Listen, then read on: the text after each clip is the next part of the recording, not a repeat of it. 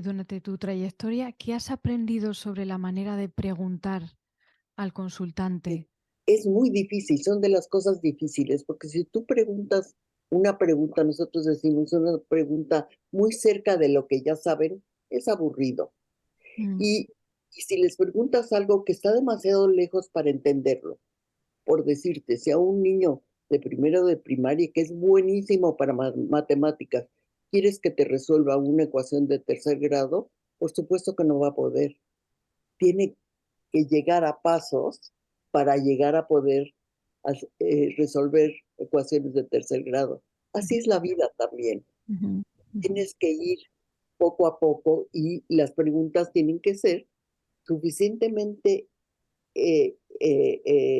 con espacio para que les interese, pero no que sea algo que digan, y cuando te dicen, pues no sé, pues dices, no, me tengo que bajar a una pregunta mucho más cercana para que él se dé cuenta de que, pues sí, y cuando te dicen, qué buena pregunta, no lo había pensado, ahí vas, Por ahí vas. ejemplo, ¿nos podrías poner un ejemplo con un paciente, con un consultante en algún caso particular?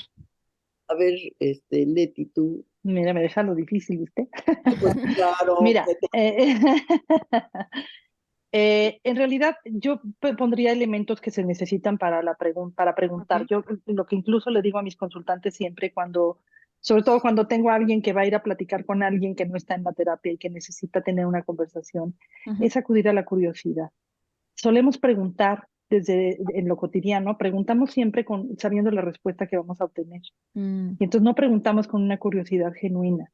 Entonces, lo primero que aprendemos y que es de las cosas que practicamos en la vida también, que en lo que decía Cookie de ese practicar la narrativa, es realmente conectarnos con una curiosidad genuina. Aunque yo tenga idea de qué es lo que me vas a contestar, siempre dejar abierto a esa pregunta que diga, tal vez me vas a decir algo que no tengo ni idea, y eso es válido, y estar abierta a eso, ¿no? Entonces, preguntar con mucha curiosidad primero.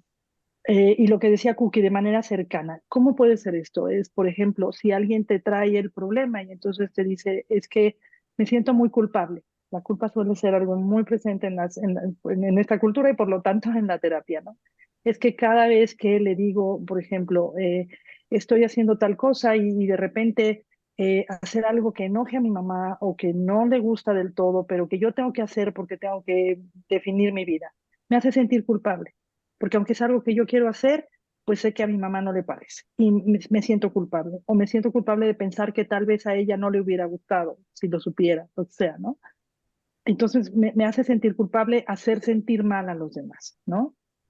Entonces una de las preguntas, lo primero que hacemos es externalizar lo que tiene el problema. ¿Qué es esto de externalizar? Es darle un carácter, como si fuera un personaje, darle forma. Y entonces vamos a empezar a nombrar a la culpa, no como te sientes culpable, sino si la culpa, yo lo que hago, por ejemplo, la metáfora que uso es de voces. Si la culpa fuera una voz, ¿qué te está diciendo? ujú. ¿Qué voz utiliza? ¿Qué tipo de palabras usa para referirse a ti? Es una voz interna que tú tienes y qué te dices cuando la culpa está ahí? ¿No? Generalmente no, pues que lo hice mal, que soy lo peor, ¿no? Y generalmente la culpa, ¿qué quiere de ti? ¿A dónde te quiere llevar cuando aparece? ¿Qué tipo de circunstancias invitan a la culpa a tu vida?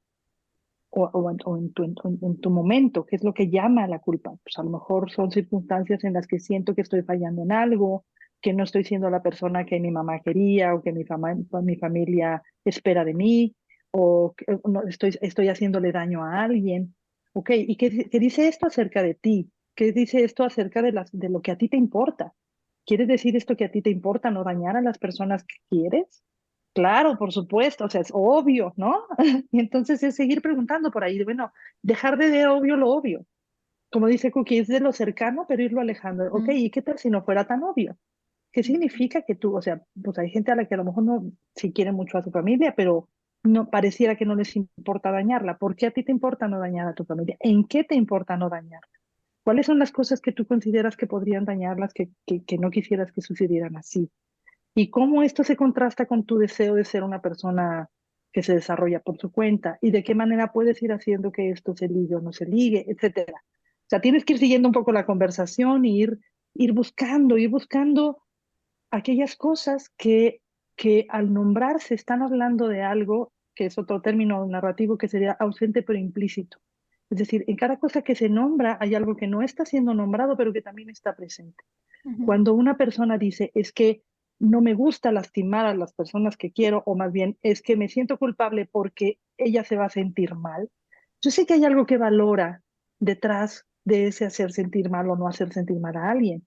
Hay algo que ella está preservando cuando no quiere hacer sentir mal a alguien. Y el dilema es que o lo hago sentir mal o me siento mal yo, porque pareciera que tenemos solo una opción.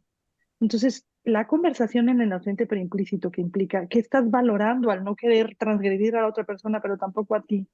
¿Y cómo puedes a lo mejor hacer coincidir o qué otras maneras hay para llegar al camino que tú valoras, que es tener tu propia vida sin lastimar a nadie? Por hacerlo muy simple, ¿no? Pero ese es el tipo de conversaciones que se tienen, estar buscando siempre esos ausentes pero implícitos, esas cosas valoradas que no han sido nombradas y buscar nombrarlas. Esos espacios en la historia que no han tenido un lugar para concebirse como parte de una narración ligada con fuerza que diga, claro, a mí me importa no lastimar a mis seres queridos, pero también me importa ser una persona que crezca, ¿no? Y entonces, ¿cómo puedo hacer compaginar esto? ¿Cómo no es un yo contra mi mamá? Es un yo quiero crecer y tú también, pero a ti te da miedo que yo crezca.